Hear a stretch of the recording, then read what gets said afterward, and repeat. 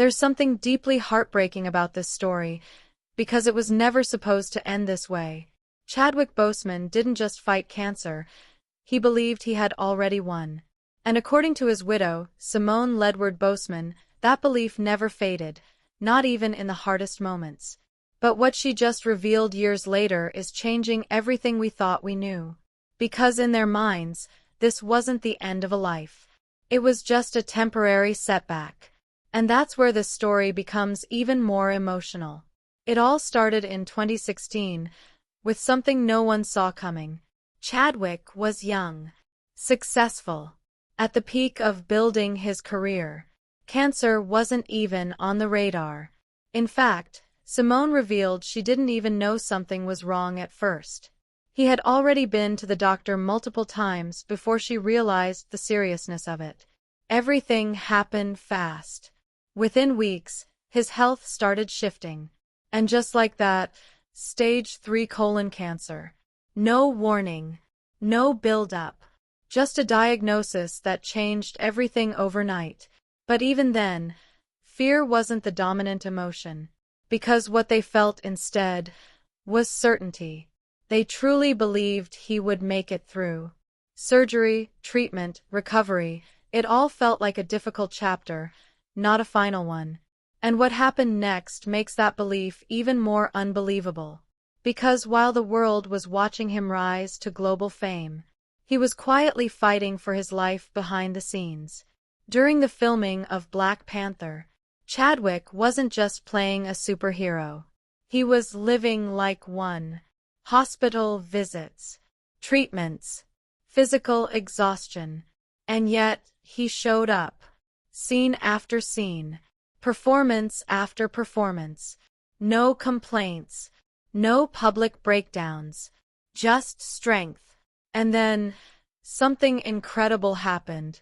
In 2018, he went into remission. For a moment, everything aligned. The movie became a global phenomenon. Fans celebrated him worldwide. And privately, he and Simone were celebrating something even bigger. A second chance. She described that time as beautiful. Almost surreal. Because while millions were cheering for a king on screen, they were celebrating a real victory off-screen. But just as things seemed to finally turn around, everything changed again. Later that same year, the cancer came back. And this time, it was worse. Stage 4. A devastating turn that no one was prepared for. But here's the part that truly stands out. Even then, they didn't lose hope. There wasn't constant talk about the worst-case scenario. No focus on the possibility of losing. Instead, they kept believing, kept planning, kept moving forward. And maybe that's why Chadwick made a decision that still shocks people today. He chose to keep it all private. No public statements. No interviews about his health. No sympathy. Because he didn't want to be treated differently. He didn't want directors to doubt him. Didn't want people to go easy on him. He wanted to work. Fully. Completely. Running scenes. Doing action. Pushing his limits. Not as someone who was sick, but as someone who was still in control. And then, just months before everything changed forever, he made one deeply personal decision. He married Simone. A quiet moment. No headlines. No spotlight. But looking back, it carries so much weight, because it feels like he was holding on to what mattered most. Love. Connection. Meaning. And then, August 2020 happened.